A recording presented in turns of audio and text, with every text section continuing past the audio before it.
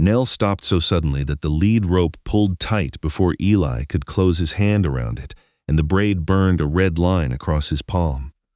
She had been walking quietly enough through the barn's east entrance, the way she always did, moving through the shadow with the patient steadiness of an animal that had spent 24 years doing exactly what she was told.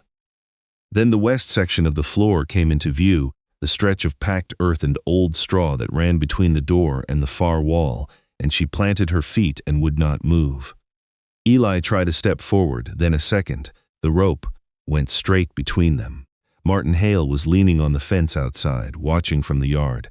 "She's 24, Eli," he said. "At that age, stubborn and senile look about the same." Eli let the rope go slack. He walked around her and looked at what she was looking at, which was nothing he could see.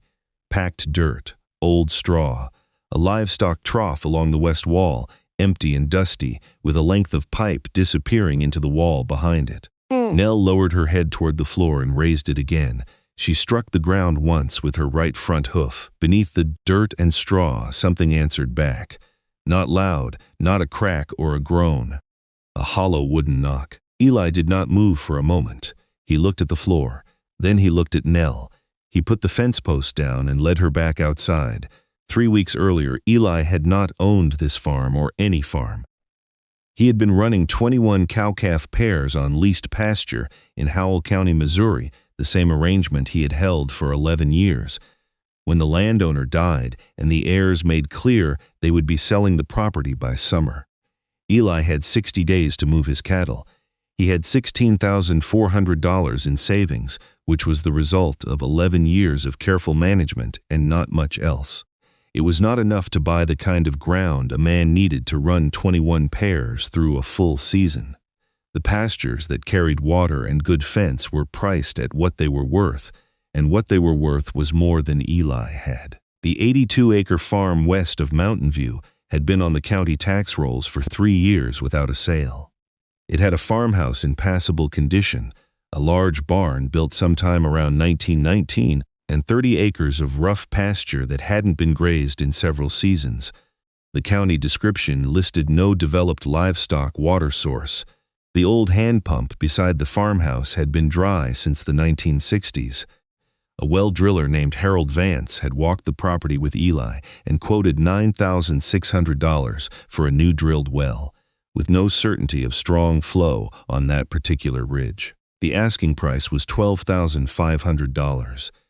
If Eli bought the farm and drilled a well, he would have roughly nothing left, and nothing left meant no winter feed deposit, no operating note for spring, and no way to hold the herd through to the fall calf check.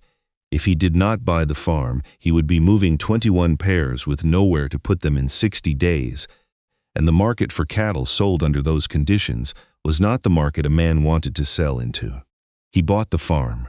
He did not drill the well. He brought Nell. Nell had been his father's mule. Walter Mercer had worked in fence repair, barn work, and stockwater systems across Howell County for 30 years, and he had used Nell to haul materials into wet ground and rocky lots where trucks couldn't reach. She had a gray coat going silver at the muzzle and a slight stiffness in her right front leg on cold mornings. Most people who looked at her saw an old animal that had outlived its usefulness. Eli saw the only worker on the place who cost nothing to feed beyond what she was already eating. The second time he tried to bring Nell through the west side of the barn, he entered from the north door instead, thinking perhaps she had taken a disliking to the west entrance itself. She walked in without hesitation, moved steadily down the center of the barn, and then, 8 feet from the old livestock trough, turned herself in a slow, deliberate curve and pressed against the south wall to move around the same square section of floor she had refused the day before. Eli set a stake in the dirt at the corner where she changed direction. The third time, he scattered a handful of grain near the stake to see what she would do.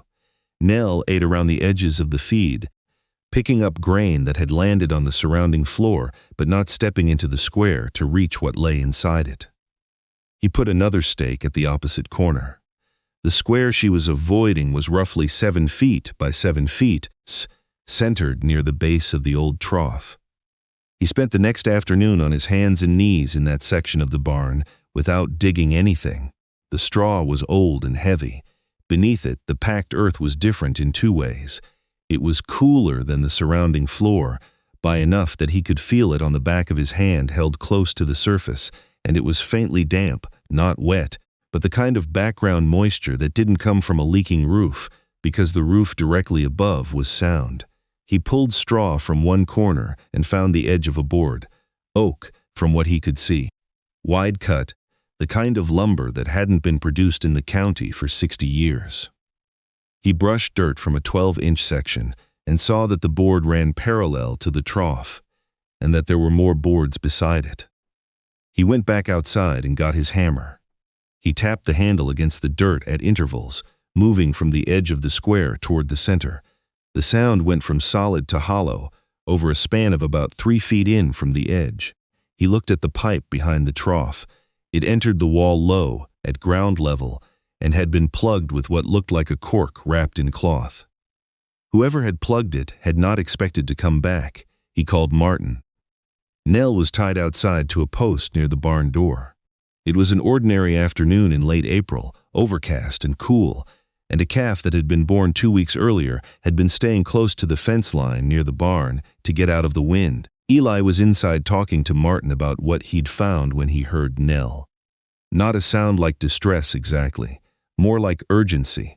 He came out of the barn in time to see the calf standing inside the west entrance, near the section of floor Eli had been investigating, and Nell pulling against her tie rope with enough force that the post she was tied to was leaning forward at the base. The post gave. She came through the barn door at a trot, which Eli had not seen her do in 2 years, and she put herself between the calf and the section of floor, crowding the calf sideways without stepping on it, pushing with her shoulder until the calf had moved 6 feet away. When one of Nell's rear hooves came down near the edge of the marked square, the floor moved not much, an inch, maybe less. A slight depression, a sound of old wood settling under a load it could no longer bear. Eli took the calf out of the barn by the collar. Martin closed both doors. They stood in the yard and did not say anything for a moment. The next morning, they went to work. They did not stand on the suspect floor. They worked from the solid edges, on hands and knees, removing straw and loosening dirt with a mason's trowel before using a pry bar. They kept a rope tied to each other's belt loops and anchored to a beam overhead. Martin held a flashlight while Eli worked at the corners. The boards came up carefully. Beneath the first layer was a set of support timbers running crosswise, and beneath those was open air. Eli shone the light down, stone lining, a circular shaft, roughly 6 feet across. The walls were fitted fieldstone, dry laid with care. The lantern light reached maybe 12 feet before the stone disappeared into darkness, and at the bottom, the reflection of still water. Cold air rose from the opening, carrying the smell of wet limestone and old iron. Martin looked at the trough along the wall, then at the pipe, then at the opening. A county extension agent named Calvin Reed came out the following day. He had worked on rural water systems in Howell County for 30 years before retiring, and was the person Harold Vance had suggested when Eli called the extension office.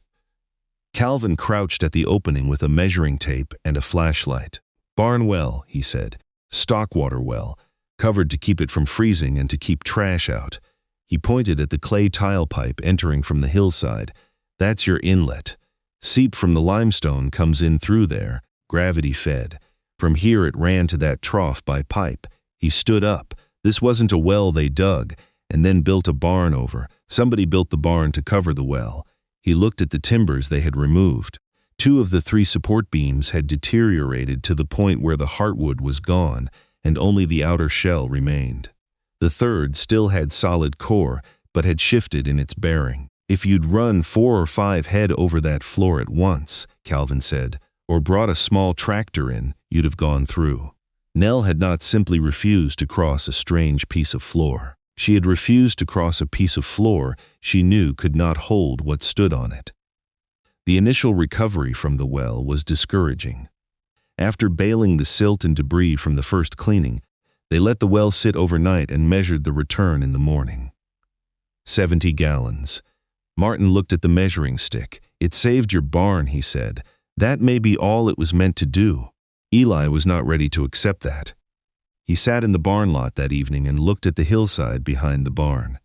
There was a line of elderberry and wild willow running along the lower edge of the slope, greener than the surrounding vegetation, marking where water moved through the soil before reaching the surface. The clay tile pipe that Calvin had identified was supposed to carry that seep water into the well, but it entered the well at an angle that suggested it had once continued further up the slope. In his father's work records, in the box he'd kept in the tool shed, Eli found a page from 1970. The page said, "Miller Place, reset west barn well curb, Nell hauled stone, water good, covered floor before frost, below it in the same pencil hand. Keep the team off the west cover until beams are replaced." The beams had never been replaced. He followed the seep line up the slope the following Saturday with a probe rod and found what he was looking for at 36 feet from the barn wall. The clay tile had been crushed by cedar roots and settlement, reducing the inlet to a trickle. The restoration took 3 weeks and was not clean work. He replaced 36 feet of the old inlet with modern perforated pipe and gravel filter, backfilled carefully, and cleaned the silt and decayed wood from the well shaft by hauling it up bucket by bucket. Calvin helped him rebuild the well curb with treated structural timber and a steel hatch cover that bolted shut and could be locked. He ran a polyethylene line from the well to a used 500-gallon storage tank he set outside the barn's east wall, and from the storage tank to a stock tank with a float valve in the adjoining lot. The water went through a basic livestock test before he let the herd drink from it. The test came back acceptable for cattle. He was explicit with Martin and with anyone who asked that it was not approved for household use. The total cost, including the structural work, the pipe, the used tank, the gravel, the pump, the fittings, and the water test, came to $1,705. He had not drilled the $9,600 well. The first setback came in the 3rd week of June, when a float valve stuck in the open position and ran the storage tank down to empty in less than a day. The herd ran short. Eli moved 4 pairs to a neighbor's tank temporarily, repaired the valve, and refilled the storage tank over 2 days of recovery before bringing the pairs back. He had 17 pairs on the new farm by the time the summer turned dry. He kept 4 pairs on a neighbor's place because he was not willing to overestimate the well's capacity before he had seen it tested over a full season. He checked the water level in the storage tank morning and evening. He kept records in his notebook. He watched the float valve. He did not let the system run against its limit without a buffer. By August, the ponds on Martin's place had dropped to mud at the edges. Martin was pricing water hauling at $50 a load and thinking about selling 8 or 9 cows before fall to reduce the load on his water system. Eli's storage tank filled overnight, not fast, not like a pressurized well. The seep line brought water into the dug well continuously but slowly, and the storage tank accumulated that flow across the hours when cattle were not drinking, so that by morning it had recovered most of what the herd had taken the day before. It worked because the well was not the only part of the system. The stored volume, the float valve, and the careful herd size worked together. The system carried 17 pairs through the summer without a second failure. That fall, Eli sold his calf crop at the regular sale and paid the operating note and his winter feed deposit, and had enough left to replace the barn's west wall section properly and repair fence on the north pasture. He did not come out of the year wealthy. He came out of the year whole. Ruth found the full notebook entry in October. She had been sorting through Walter's records looking for an old equipment receipt when she found the page with the Miller Place notation and brought it to Eli at the barn. He read it twice. Nell had been at this farm in 1970. She had been 6 years old, young and strong, and Walter had used her to haul the field stone for the well curb repair. She had been through the barn multiple times over the course of whatever that work had taken. Walter had trained her to walk around the well cover the same way he would have trained her to step around a piece of equipment or a weak section of fence. For 18 years she had carried that instruction. When Eli brought her to the same barn in the spring of 1988, The hollow floor, the cool mineral air rising from the boards, the smell of wet limestone and old iron, and the shape of the stone trough had been exactly as she remembered them. The difference was that the boards she had been trained to avoid were now close to failing, and the cover was buried under 18 years of additional straw and packed earth. She did not know the word for danger. She knew the place where Walter had told her not to put her feet. Martin came by the barn on an afternoon in late October. The stock tank outside the east wall was full. The hatch on the restored well was locked. The barn's west floor had been rebuilt with sound timber, though Eli had painted a square outline on the boards above the well cover so anyone who came after him would know what lay beneath. Nell was at the stock tank. Martin watched her drink. "I called her Senile," he said. Eli was coiling a length of rope on a hook inside the barn doorway. "You called her old," he said. "You were right about that." Martin looked at the well hatch for a moment. "I was wrong about the rest," he said. Eli went back to the rope. The county had forgotten the well. The barn had covered it. The beams had nearly failed above it. But Nell had crossed that floor when she was young, and for 18 years she had remembered exactly where not to place her feet. Eli did not save the farm because an old mule magically found water. He saved it because, for once, he stopped pulling on the rope long enough to ask why she would not move. If you've ever seen an old animal remember something about a farm that people had already forgotten, leave it in the comments below. These stories are worth keeping.